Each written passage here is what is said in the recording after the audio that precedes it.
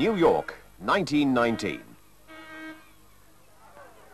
Every year, 1 million new arrivals came from all over Europe, from Russia, from the Scandinavian countries, from Greece and Yugoslavia and Italy. They came because they'd heard that the United States was a land of opportunity, where they'd be free to work and to earn a good livelihood for themselves and their families.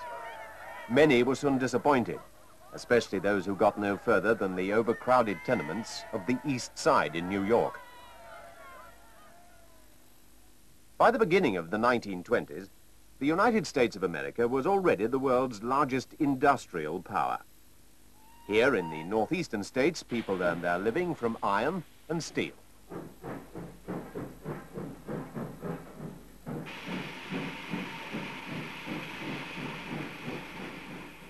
Across the Middle West stretched the prairies. Good farmland producing an abundance of grain.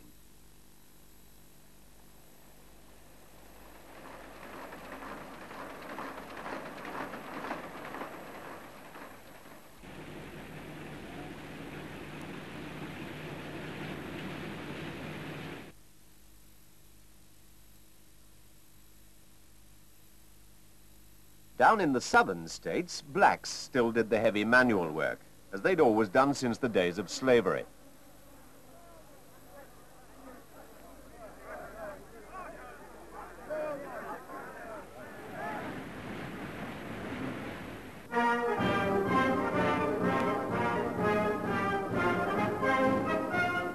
In 1919, Americans welcomed back their troops who'd helped to beat the Germans over there in Europe.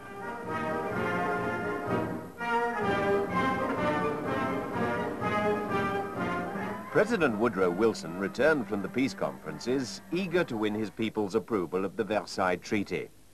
He wanted America to join with European and other nations into a great league of nations to avoid future war.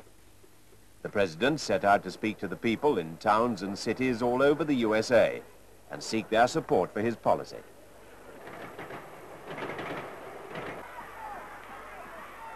But Wilson was never a robust man. He was living on his nerves, and he broke down under the strain of the tour. Wilson's dream that America would become a member of the League of Nations was never realized. America wanted isolation from Europe. The president ended his term of office as an invalid. The American Congress rejected membership of the League of Nations. America desired no part in the affairs of Europe.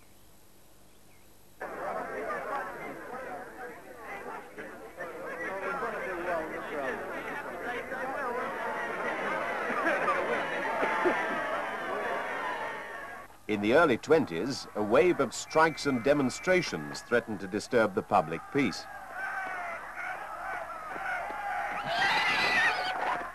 Many Americans were convinced that communists and anarchists were plotting a revolution in America. These two Italian Americans, Sacco and Vanzetti, were arrested in 1920 on slender evidence for robbery and manslaughter. However, they were known to be anarchists, and the jury found them guilty.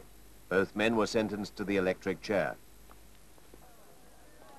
In this atmosphere of violence and tension, thousands of newcomers, most of them blameless, were forced to leave the country. Warren Harding became president in 1920. He promised to put America first. Harding had owned a newspaper in the small town of Marion, Ohio. The thinking of American small towns had always exerted a great influence on American politicians. It was pressure from the small towns, especially from the women, that brought in the famous 18th Amendment to the American Constitution, prohibition of the selling and buying of alcoholic drink. The saloon is well named the Poor Man's Club. It keeps its members and their families always poor. If you believe that the traffic in alcohol does more harm than good, help stop it. Close the saloons. Prohibition posters set out to convince Americans that sin, like gin, could be poured away. In spite of prohibition, for many Americans, the good times were beginning. The country already had more cars than the rest of the world put together, and the motor car came to be the symbol of fast-growing industry. The owner of a family car not only gained respect in the eyes of his neighbors, he also found a new source of pleasure and adventure for the whole family. Americans began to discover what lay beyond their own backyards.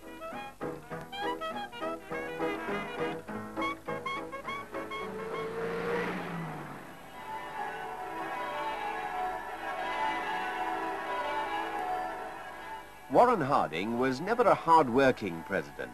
Most of all, he enjoyed relaxing with his old cronies from Ohio. Many members of this Ohio gang now held office in government departments. By 1923, there were widespread stories of corruption in Washington. Albert Fall, a personal friend of the president, was found guilty of selling government land at Teapot Dome, Wyoming. He'd sold it to oil companies in return for money to pay his own arrears of tax.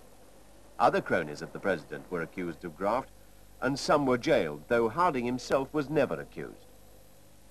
On a trip to Alaska in 1923, the president collapsed and died. Calvin Coolidge, the vice president, took over at the White House. Coolidge was an honest, homespun president. The business of America, he said, is business, and he saw every reason to protect American business from foreign competition. So America put high tariffs or taxes on all goods coming from abroad. And in reply, foreign countries raised their tariffs against American goods, depriving America of much of its overseas trade. Still, as long as Americans had the money to buy goods at home, all would be well. Wages were certainly good. Car maker Henry Ford was paying $5 a day. Excellent for that time. Get myself a job. I'm tired of laying around here, working on this starvation farm. The motor car industry was by far the largest in the country, and it stimulated other trades too: rubber, glass, steel. Henry Ford's Detroit factories, with their acres of assembly lines, poured out Model T Fords at the astonishing rate of 1 every 3 minutes.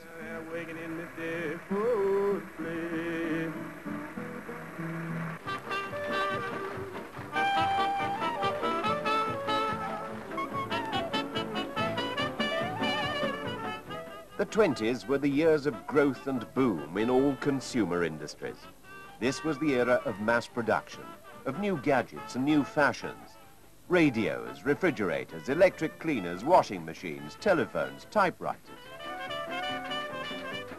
And it was the era of the skyscrapers, mushrooming to house giant and expanding businesses.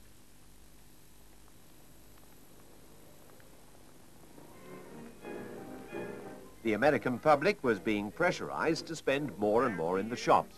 There she is, there's what keeps me up at night. Oh, gee whiz, there's why I can't eat a bite. Those flaming eyes, that flaming you, oh, mister. The 20s was the great age of silent movies as cinemas replaced music halls and theaters. See her coming down the street. Now I ask you very confidentially, ain't she sweet? And it was the golden age of comedy and the slapstick antics of Harold Lloyd.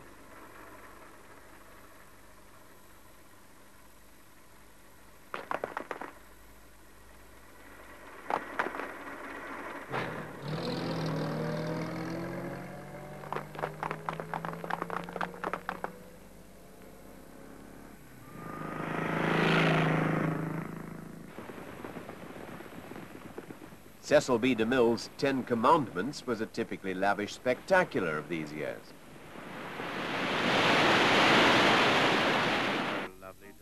Commercial advertisers were quick to use the new medium of cinema. But I must repeat, I must. Don't you think she's kind of mean? But you must tell me very confidentially, ain't she sweet? Ain't she sweet? They're coming down. Radio programs put out regular commercials to reach people in their own houses, and salesmen called to demonstrate their wares. Ain't she nice? Look her over once or twice. Now I ask you very confidentially, ain't she nice?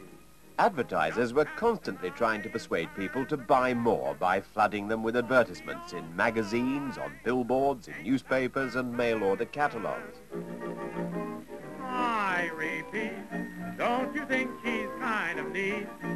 And I ask you very confidentially, ain't she free? Oh, dear. But it was pointless for advertisers to appeal to those people who could scarcely afford to fill the hungry mouths of their families, let alone buy radios, telephones or motor cars.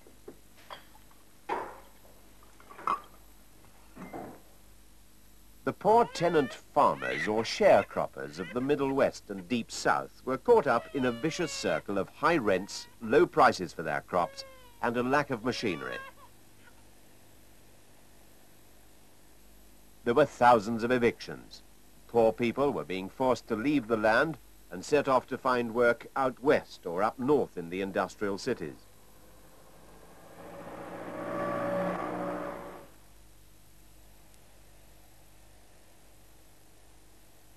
Blacks continued to be at the bottom of the heap. The black had made little or no progress up the social scale since slavery had ended in 1865. In the South and Midwest, the sinister Ku Klux Klan was still putting fear into people's hearts. They spread hate against blacks, Jews, Catholics, and foreigners. The KKK were making sure no outsider would threaten their property or livelihoods.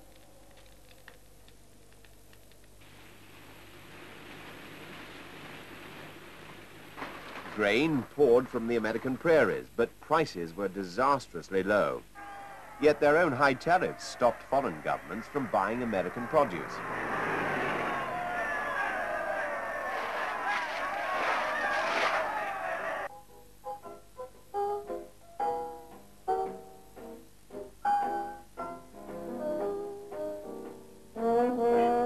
Evicted farmers, unemployed men of all kinds, roamed across the country. These were the hobos, the traveling men, hitching free rides on the railroads, searching for seasonal work and returning to spend winter in the cities.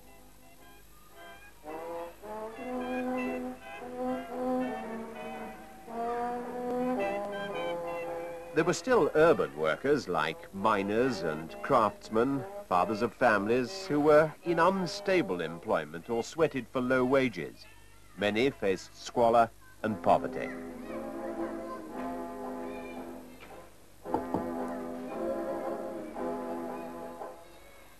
Prohibition of the sale of alcohol was one of the most abused laws in American history.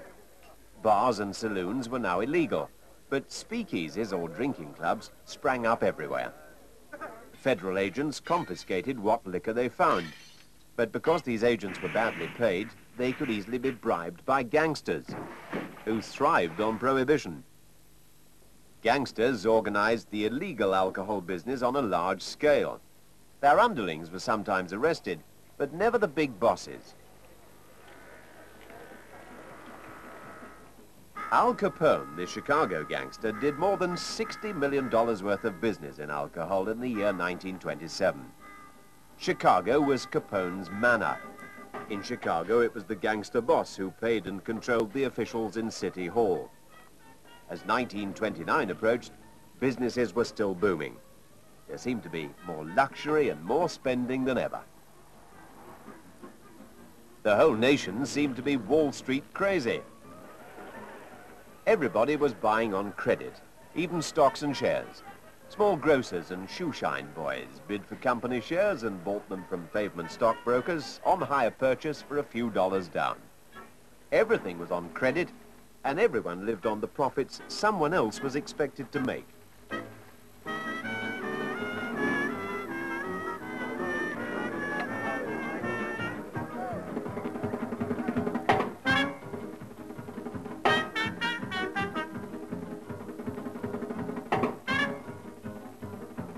The Jazz Age saw great changes in the social habits of young Americans.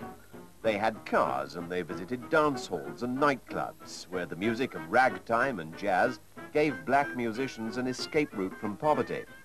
It was the age of crazes. Dances like the Charleston and the Black Bottoms swept the country.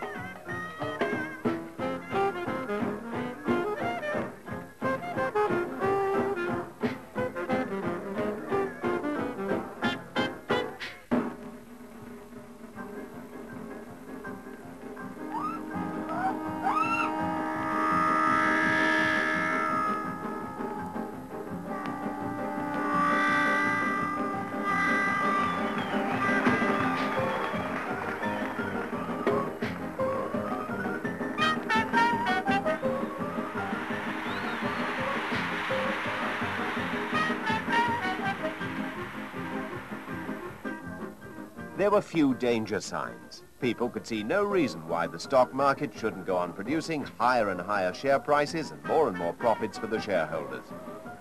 But their confidence collapsed on the day that several companies went bankrupt, the 24th of October, 1929. Panic set in, and people started to sell their stocks and shares for whatever price they could get. Nearly 13 million shares changed hands that first day, but in the days that followed, prices plummeted to rock bottom. Herbert Hoover, elected president in 1928, tried to restore people's confidence, but the crisis was impossible to check. Rich men lost vast fortunes overnight, and millions of small investors were left with nothing. Shops, companies, whole industries began to go out of business. Millions were soon to lose even their jobs. The boom was over. The Depression had come. Its shock waves not only rocked the foundations of the American economy, they were to be felt around the world. They used to tell me I was building a dream, and so I followed the mob. When there was earth to plow or guns to bear, I was always there, right on the job. They used to tell me I was building a dream, with peace and glory ahead. Why should I be standing in line, just waiting for bread? Once I built a railroad, I made it run, made it race against time. Once I built a railroad, now it's done. Brother, can you spare a dime? Once I built a tower up to the sun, brick and rivet and lime. Once I built a tower, now it's done. Brother, can you spare a dime? Once in khaki suit, ah, gee, we looked swell, full of that Yankee doodly-dum. 500,000 boots went slugging through hell, and I was the kid with a drum. Oh, say, don't you remember, they called me Al. It was Al all the time. Hey, don't you remember? I'm your pal. Buddy, can you spare